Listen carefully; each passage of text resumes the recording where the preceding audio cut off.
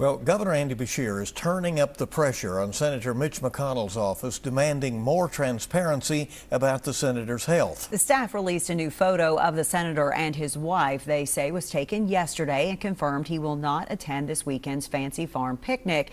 His doctors say the senator is keeping up with intense physical therapy to rebuild strength and reduce the risk of future falls, but he is not yet medically cleared to leave the rehab facility. In a letter addressed to Senator Mitch McConnell and his staff, Beshear calls on the senator to verbally address Kentuckians and to provide proof that he can still serve the American people.